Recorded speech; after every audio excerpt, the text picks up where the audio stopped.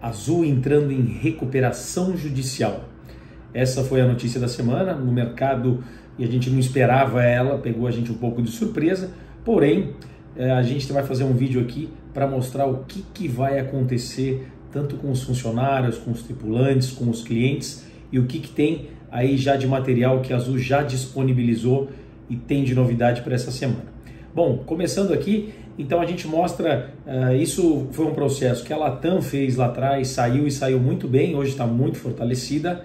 A Gol entrou também, ainda está no Chapter 11, mas já está saindo e pelo que parece ela está saindo melhor do que ela entrou. E a Azul, tardiamente, agora a última delas, faz esse mesmo movimento. A gente comentar isso, que agora ela fez isso muito tarde, é fácil porque você vê o que aconteceu com as outras atrás. Mas o fato é que agora ela entrou, apertou mesmo a parte de caixa da empresa e ela pediu socorro aí aos Estados Unidos, preferiu entrar lá nos Estados Unidos do que aqui no Brasil, como fizeram as outras aéreas brasileiras, muito provavelmente porque lá fora eles têm muito mais experiência com esse tipo de julgamento e acesso, né, à capital do que aqui no Brasil, e assim vai ser feito com a Azul. Então a Gol foi pega muito de surpresa o mercado, porque logo depois que ela entrou em recuperação judicial, as ações fizeram isso aqui, ó, dá uma olhada. Em um mês as ações caíram 75%. Então foi uma queda muito exagerada. Com a Azul, ela já vinha caindo 65% nos últimos 30 dias. E foi uma queda exagerada e ela não havia anunciado nada. Então, tanto que ela, se você olhar o gráfico aqui, ó, você vê aquelas barras vermelhas ali, é o volume de dinheiro nessas semanas anteriores. Então o mercado ali já tinham informações de que isso iria acontecer e isso geralmente derruba o preço das empresas e foi o que aconteceu com a Azul, né, nessas últimas semanas. Então o objetivo nosso aqui é desmistificar esse processo, né, explicar o que aconteceu e o que a gente pode esperar daqui para frente com a Azul. Primeiro, essa notícia foi dada dia 28 de maio, então de 25, nessa semana, e ela entrou com um pedido voluntário, né, nos Estados Unidos, o chamado Chapter 11, que é uma lei de falências lá nos Estados Unidos. Então, primeiro, por mais que seja uma lei de falência, não é que ela está pedindo falência, isso é bem importante, a Azul não vai encerrar as atividades. Esse é um processo em que a empresa reorganiza as suas dívidas, sua estrutura de capital e ela continua operando normalmente, é o que vai acontecer. A Azul continua voando, ela é uma ferramenta que as companhias usam para sair mais fortes e mais sustentáveis depois que passam por esse processo. Então, e aí tem uma pergunta, né? Por que a Azul chegou nesse ponto? Se você acompanha aqui os resultados que a gente vem mostrando trimestre a trimestre das aéreas, você vê que a Azul é uma empresa que dá lucro operacionalmente na sua operação, porém a hora que chega naquela parte do balanço que fala das despesas financeiras, que é o que ela paga de juros de endividamento, ela vira prejuízo. Então ela queima muito caixa, especialmente agora em 2025, isso se acelerou e foi isso que aconteceu agora dela pedir essa ajuda. O governo, nosso governo aqui, não ajudou nenhuma empresa aérea desde lá de quando a gente teve o Covid. Isso também atrapalha muito, né, o andamento das nossas aéreas, e aí você vê as três maiores, né, entrando em recuperação judicial. Vou trazer aqui para você o que disse o CEO da Azul, o John Rodgerson. Então, ele diz ali que a Azul continua a voar, né, é um passo para transformar um negócio, para eles saírem líderes, né, para emergir como líder do setor. Esse ele mostra aí um otimismo bem forte para a Azul.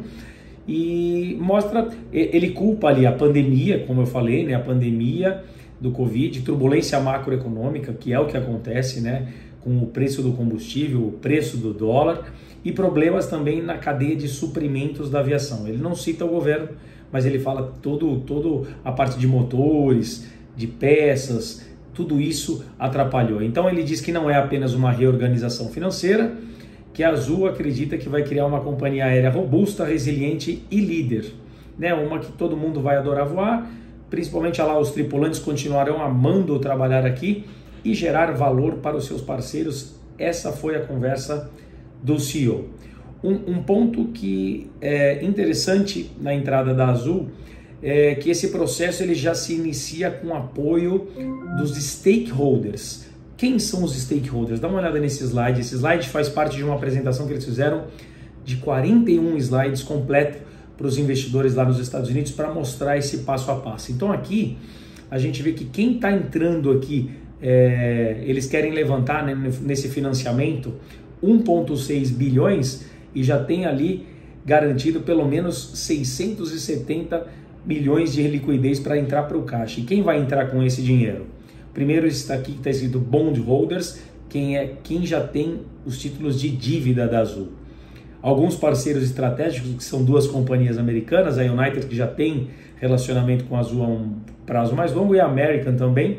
Essas duas gringas são aquelas que vão comprar uma participação agora com um preço bem baratinho da Azul, para depois que a empresa volta ao normal, elas continuam tendo essa participação e usam essa participação aí para distribuir passageiros e cargas aqui no Brasil.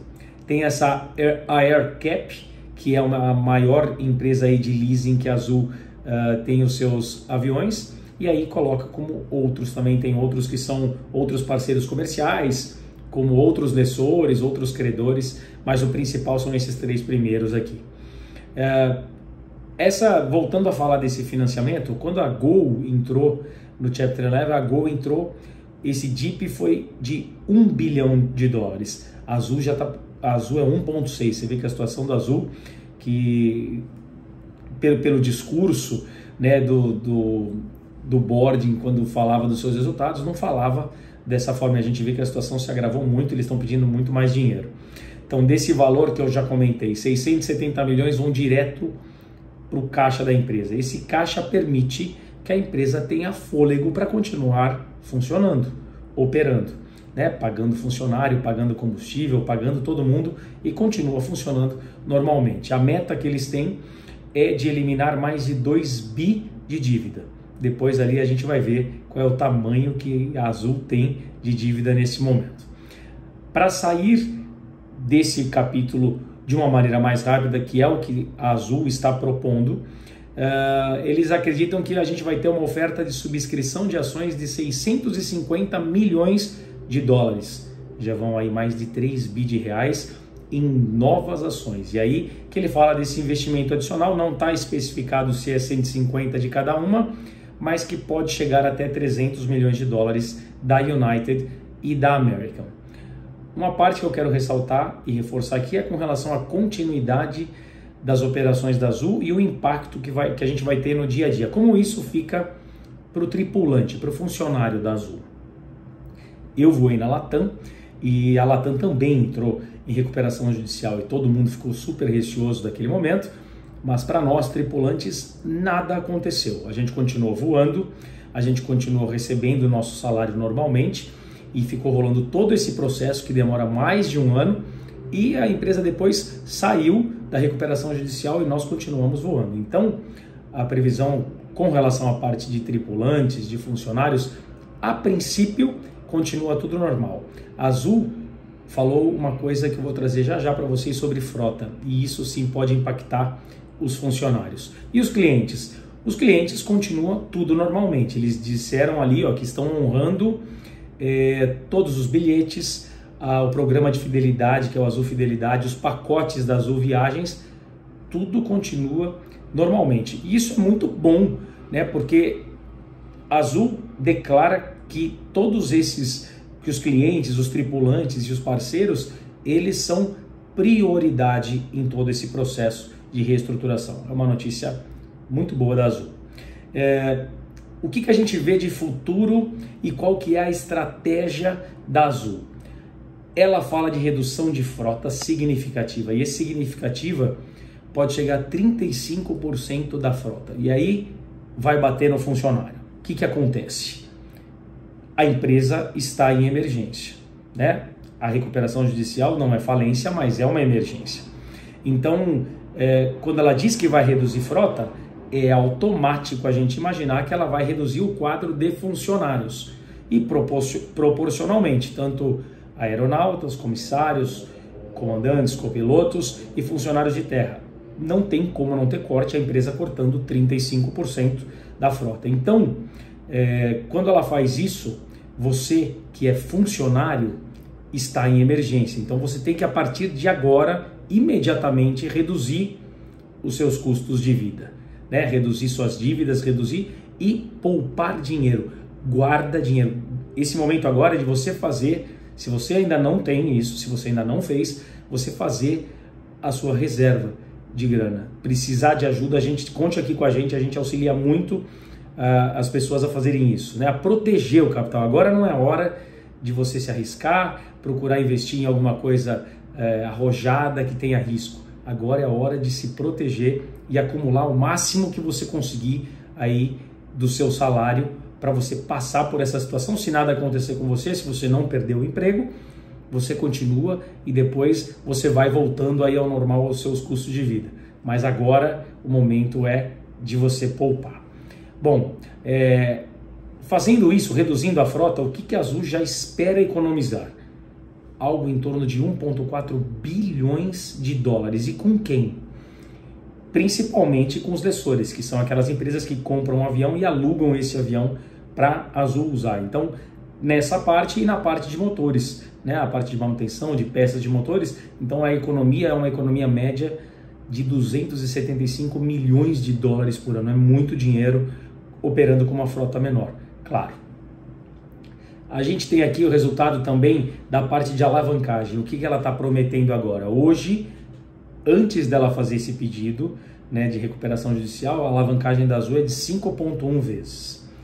Ela estima que em 2027 esse número vai chegar até 1,7 vezes, que aí sim ela sai bem melhor e sai bem mais saudável.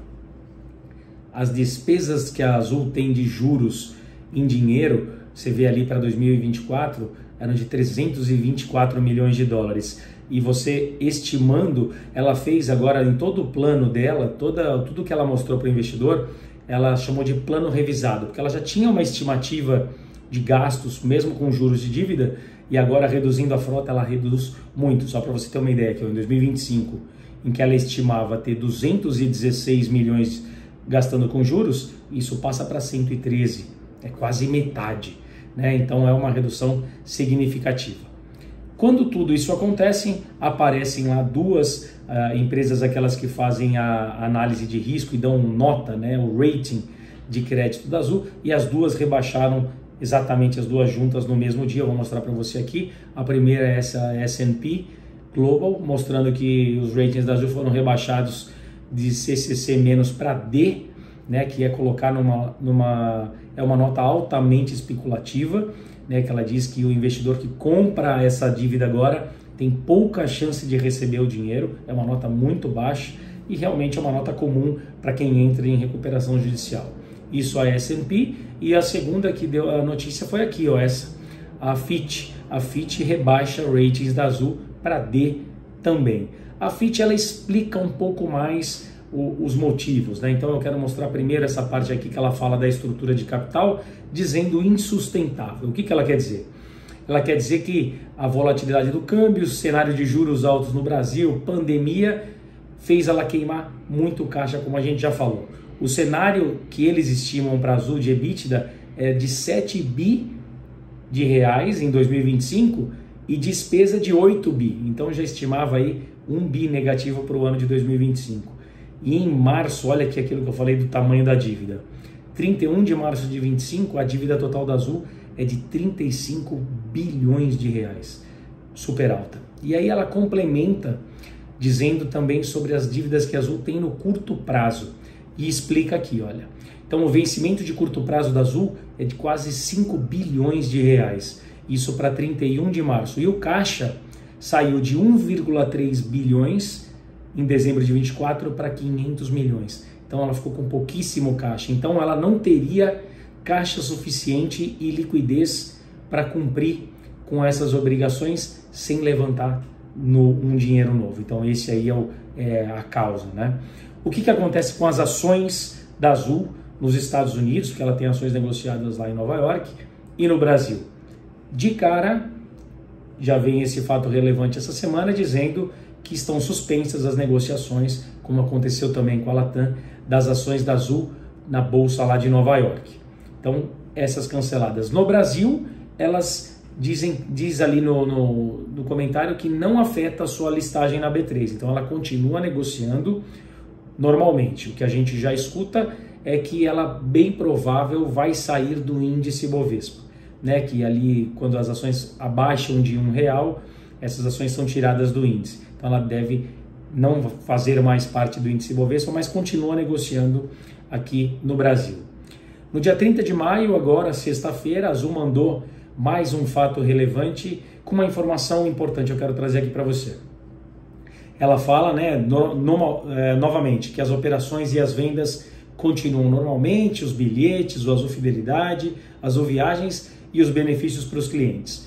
O mais importante que tem nesse comunicado é que ela diz que já está acessando os primeiros 250 milhões de dólares daquele financiamento DIP que eu falei de 1,6. Então, 250 milhões de dólares, mais de 1 bi, a Azul já está pegando. E isso vai permitir com que ela continue voando e tudo continue normal dentro do esperado. A próxima audiência importante que a gente vai ter já nesse processo é no dia 9 de julho e a gente vai estar de olho e vai trazer para você aqui essa informação.